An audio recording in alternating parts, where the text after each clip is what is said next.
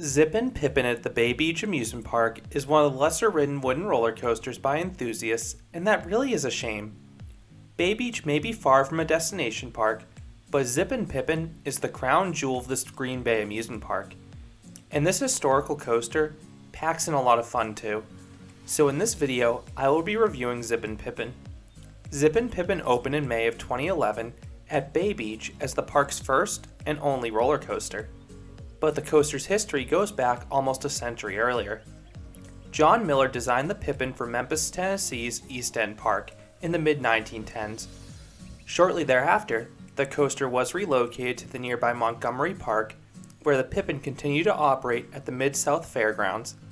In 1928, the coaster was damaged by a tornado, and the coaster was rebuilt, quote-unquote, higher and longer than before, and this is the layout you are familiar with today.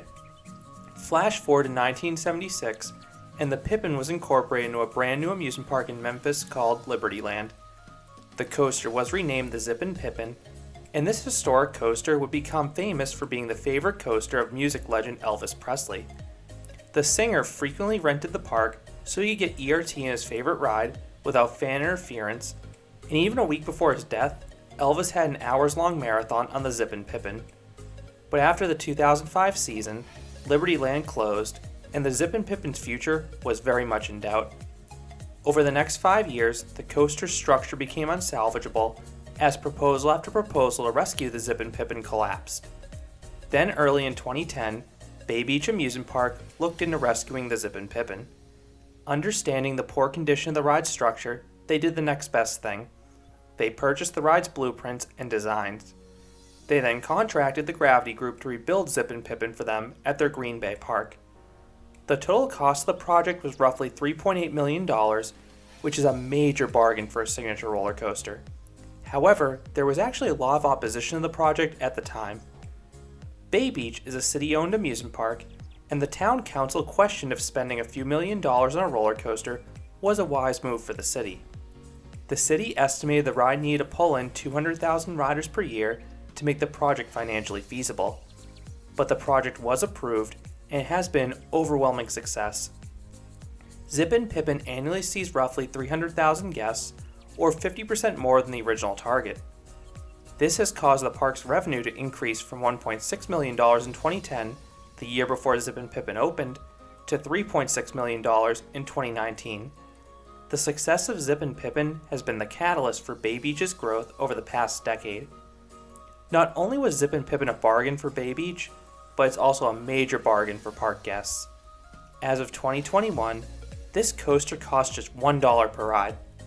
Most parks charge 2 or 3 times that for basic kiddie rides, and 5 to 10 times that for major roller coasters such as the Zippin Pippin. Not even Knoebels can beat Bay Beach on value.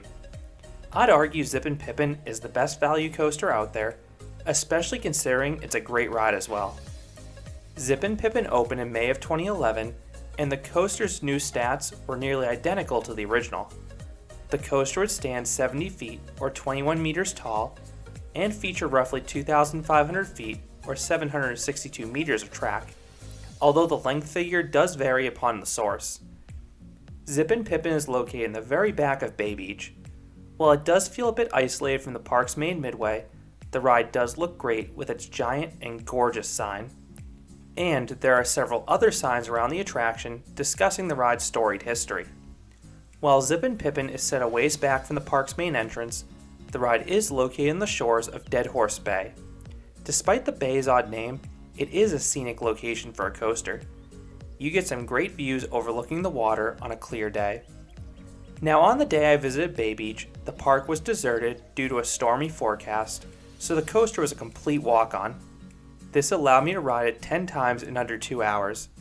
However, the ride's queue line is set up to handle crowds, and I have heard it can generate a bit of a line on weekends. With the low crowds, Bay Beach allowed me to choose whatever seat I wanted, and even wait an extra ride if needed for a desired row. However, I have heard some stories of the coaster having assigned seating on busier days, so just keep that in mind. I've heard split opinions if Zippin Pippin is a front or back row ride, and for me, it was unequivocally a back row ride. The airtime was far more extreme back there. But keep in mind, the train was typically empty or half full for my rides due to the low crowds, and those familiar with the ride did say it was running slow in my footage. Even after 2 hours of riding in fuller trains, I didn't find that my ride experience changed much from my early morning rides with empty trains. The only thing I noticed was that the high turns were taken with a bit more speed, but the airtime was consistent. When Zippin Pippin was at Libertyland, the coaster operated 4-car, 3-bench PTC trains. Interestingly, the coaster now operates trains that are 1 car longer. The park purchased the former rolling stock from Thunder Eagle at Pigeon Forge's now defunct Race World. These trains are 5-car, 3-bench PTC trains. Since the coasters were originally designed for shorter trains, I think this is one of the reasons I found the back to have stronger airtime. You really get whipped over the ride's hills in that back car. The original Zippin Pippin had glorious buzz bars, but the reborn Zippin Pippin has the familiar individually ratcheting PTC lap bars with seatbelts. While I do salivate at how crazy the airtime would be with buzz bars, the current trains are fine and familiar to most wood coasters nowadays.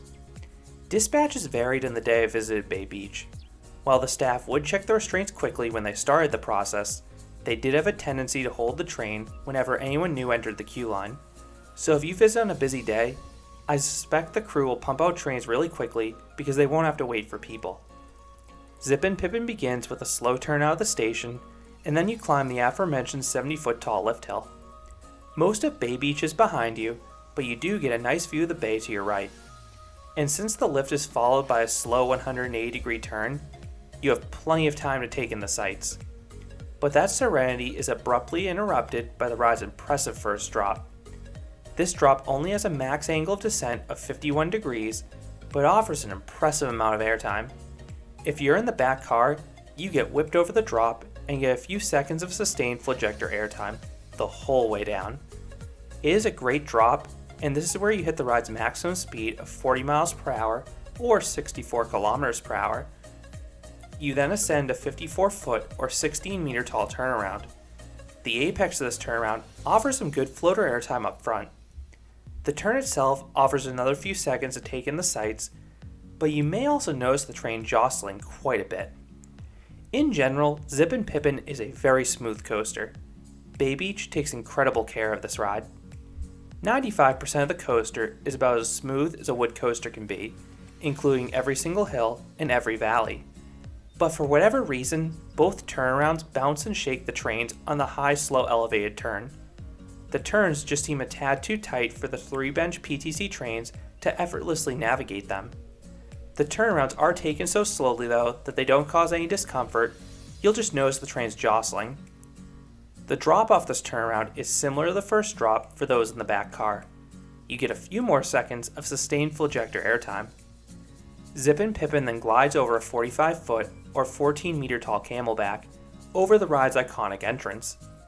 This sizable hill offers some decent floater airtime up front, but the drop has a really good ejector pop towards the back of the train.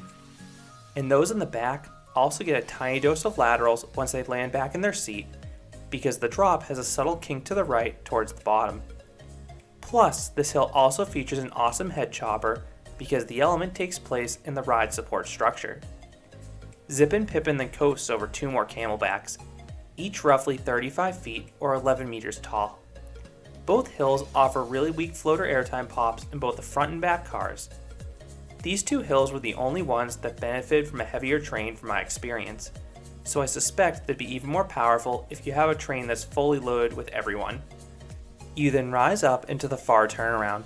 Unfortunately, the entrance of this element offers no airtime for those up front, but after another shaky turn, the drop into the return run offers a forceful pop of ejector airtime for those in the back car. The first 2 drops in this hill are the main reasons I prefer the back car over the front.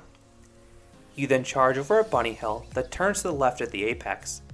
The hill is a bit too drawn out to offer any airtime, but the change of direction causes a weak burst of laterals throughout the train. Then comes the ride's most notable hill, the Ejector Death Hill. This is a small triangular-shaped hill that tries to launch riders into orbit, and it would succeed if you didn't have that lap bar. This is a deceptively powerful hill that offers violent pops of ejector airtime regardless of where you're sitting. The ejector pop is strongest towards the front of the train. However, those in the back car get 2 pops in rapid fire succession, one ascending the hill and another descending the hill. That is followed by one final bunny hill that oddly offered no airtime, and then you come to an abrupt stop on the final brake run. If you're in the back car, where I was for most of my rides, brace yourself because you start to decelerate before you fully ascend into the brake run, and it will definitely throw you forwards into the restraints if you're not careful. I already touched on the coaster's smoothness, but this coaster's pacing does depend where you sit. Up front, I thought it was really lacking because the coaster felt every bit as slow as its 40-mile-per-hour posted speed, and only a select few hills really stood out. But in the back, the pacing was fine because you had more and stronger airtime moments scattered throughout the layout. So what I rate the Zippin Pippin? I would give this historic coaster an 8 out of 10. It's a really enjoyable ride. It's a nice smooth coaster with a flurry of airtime hills. I did need to ride in the back car to maximize the airtime, but the back has some shockingly good airtime moments that I kept wanting to re-ride to experience. Bay Beach should be proud of this coaster, and they most certainly are. I don't quite think this is a top 25 wood coaster for me, but it's probably in the top 30 to 35 range. I do think this is the most enjoyable wood coaster in all of Wisconsin. While Hades 360 objectively has a crazier layout, I slightly enjoyed Zippin Pippin over Hades because the ride experience on Zippin Pippin was far more comfortable, while also including some strong airtime moments as well. But most importantly, I do think it's worth seeking out this coaster. If you're local to the Green Bay area, experiencing Zippin Pippin is a must.